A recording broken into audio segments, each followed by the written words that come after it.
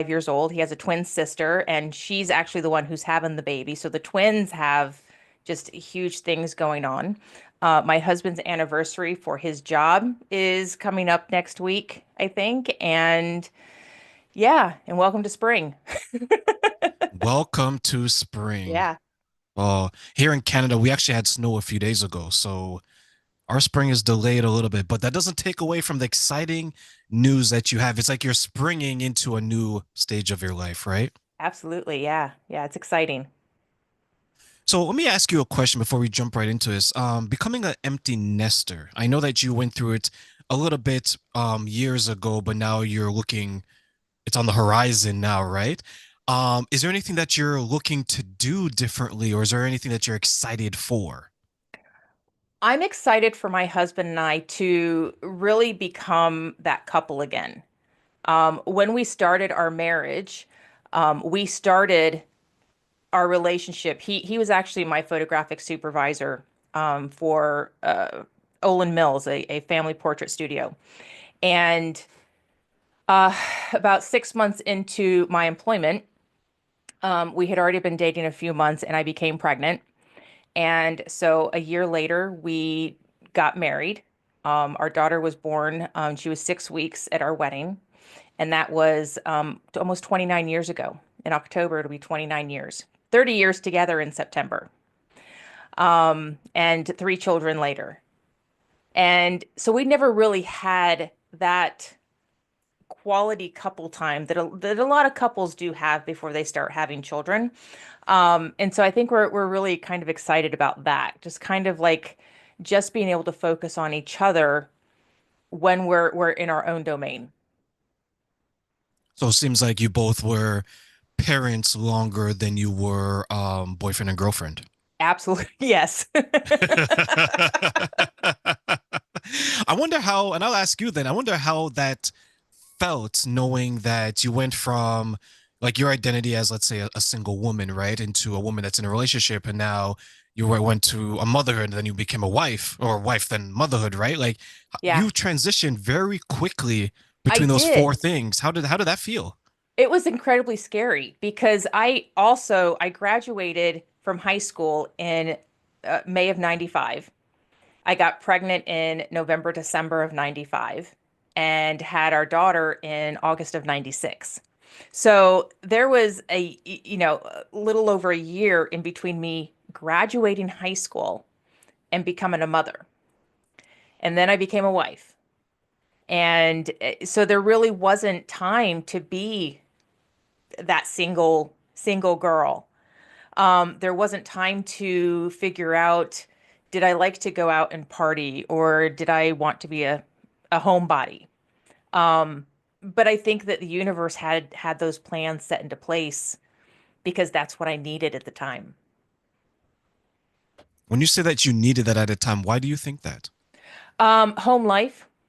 My parents were always fighting with each other, and I just really, for as long as I could remember, wanted to get out on my own and get out of my parents' house and experience life.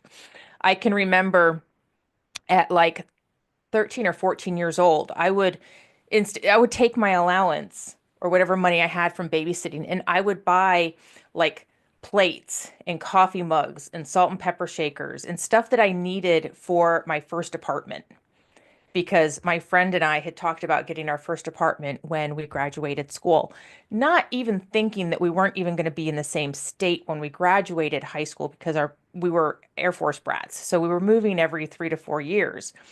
But I had that plan so early on that I was gonna move out of my parents' house as soon as possible. So it was already set in motion years before I even met my husband.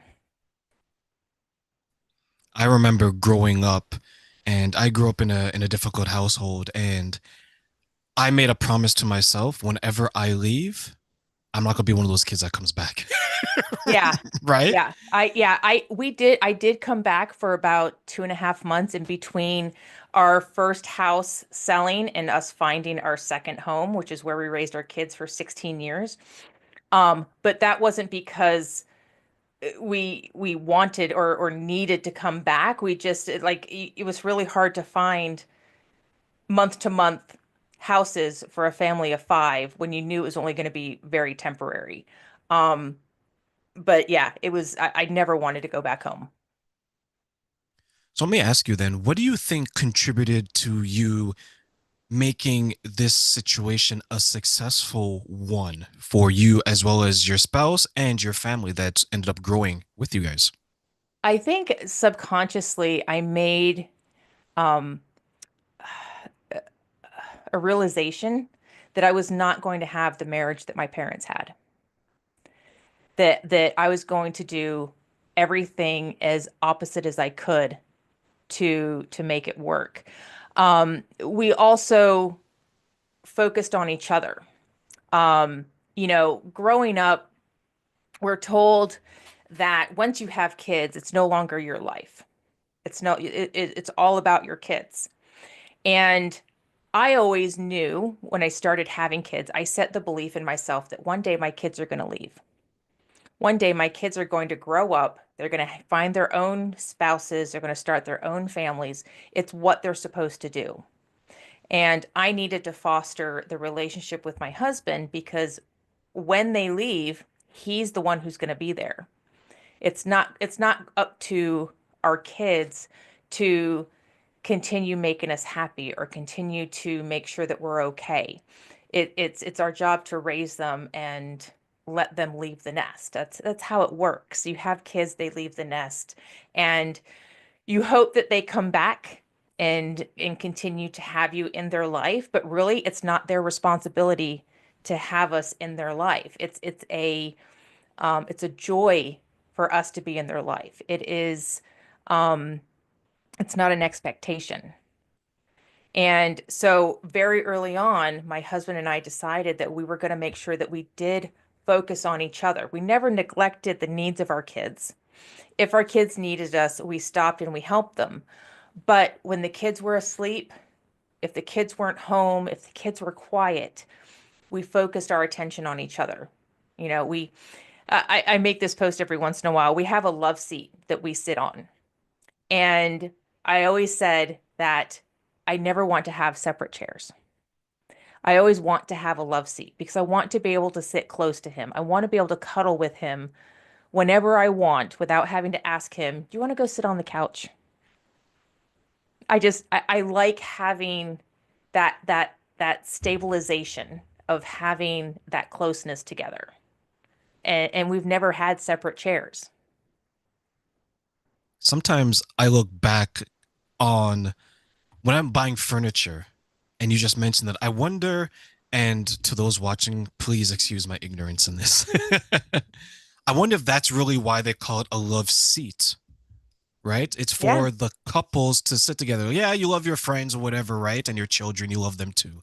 But yeah. it's a different type of love when it's the person you're in a romantic relationship with. And I like that idea because too many times we allow life to get so busy Hmm. that we don't have time for the person we're in a relationship with, whether it's having a conversation with them, just sitting with them, just cuddling with them, saying, hey, let's watch this movie. Who cares if we both fall asleep? Right. We're Yeah. falling asleep together. Why do you then think people either intentionally or unintentionally neglect their partner in their relationships?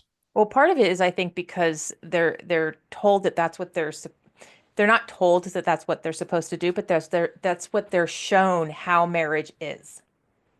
They are shown either by their own parents' marriage or by marriages on TV. Now, I grew up watching, Growing Pains and Full House and all that stuff, and but as I saw also how my parents did not reflect what I saw on TV. And then there were also some shows where it did. In the news, you always hear about divorces and child custody and all all these other things. And it's just you don't hear very often the good news about marriages. You don't hear very often about the marriages that last a long time. And when you do, the first question people ask is, well, how did you do it? They don't ask people who were only married for 10 years, go, well, how did you screw it up? Right? They only ask the people who've been married for 30, 40 years, well, how did you do it? And my husband, bless his heart, he worked 3 jobs so that I could stay home with our kids. So it wasn't like it was an easy road for us to foster this marriage. But there were ground rules that we laid early on. We weren't going to fight in front of the kids. And if we were having a fight, we were going to wait to have a conversation after the kids went to bed. And this wasn't because we didn't want the kids to really see us fighting. I would have rather had the kids see us have conversations and try to work things out. But if it got to the point where we couldn't come to an agreement, it needed to wait because the kids did not need to see the bickering and the yelling and the name calling. And thank God that that rarely happened. I can say probably it happened maybe twice where we had to say, you know what, we need to step away because we cannot resolve this right now. And I'm very proud of that score that it's, twice in over 30 years. I think that is a fantastic rule to have. And I wish it was like written in stone in the dating annals somewhere, right? Where people Yeah. can just say, okay, this is the Bible, this is the Quran, this is the Gita. These are the commandments. Well, there are commandments for marriages, but these are the dating and relationship commandments where it's like you need to follow these things. Because in my 20s, I remember I lived in a part of Toronto, Canada, which would probably be considered lower middle class. Hmm. So, and I apologize those who are living in lower middle class these days, but we're talking about back in the day where we actually were poor to be lower middle class. Right. These days, you can actually be rich and be And be lower middle middle class. class, Yeah. be middle class, right? So back then in the 1900s, as the young kids used to like, they like to call it, is I used to see couples fist fighting in public, right? And to me, as bad as I would say my childhood was, I never saw my parents fight. Definitely not physically, right?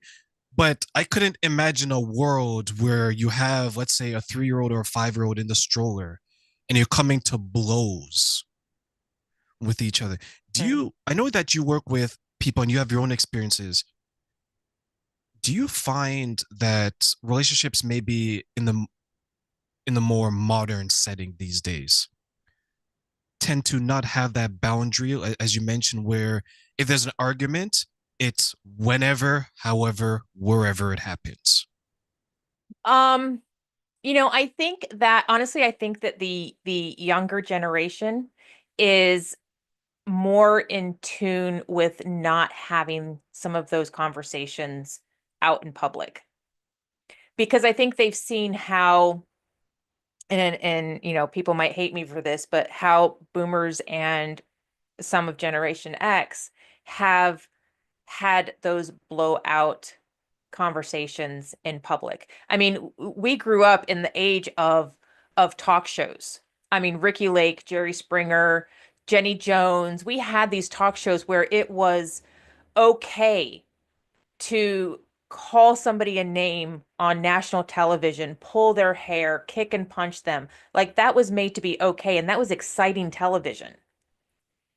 And I think now younger generations, they're much more, well, in my world, they seem to be much more subdued and not wanting to have that kind of attention. But that's just my world. Now, I don't watch the news. I don't that stuff doesn't come across my social media feed. So I may be naive in that assessment. But I haven't seen that in my world. But it could be Yeah, happening. yeah, like I remember, like I think that was a thing of more of our generation or the generation around us. Whereas now, the only time I come across it, I haven't seen it in public, and that's a testament to I'm no longer around those types of people too, Right, right? right. So, Yeah. right, and that's another thing that I find interesting, and I'll get your input is that the more successful and healthy your relationships, it seems like either organically or by design, you surround yourself with people who have successful and healthy relationships. Do you find that happening to you? Absolutely. You attract what you focus on. So if you're focusing on um convinced that your partner is always cheating on you or always doing things that is not trustworthy, you're going to attract those things into your life. And so, I always tell whenever having conversations with women who are dating and they're concerned about their spouse, I'm like, have you asked them these questions? Have you talked to them? Well, no. Well, how do you know that they don't want to do these things for you? Have you told them that you want them to do things for you? That, I want you to take me out on a date. I want you to, no, because I want him to think of it. I'm like, you can't do that. You can't assume that your spouse knows what you're thinking because we don't speak telepathically.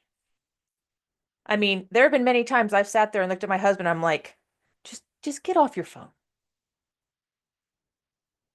Look at me. And it doesn't work. You have to tell them.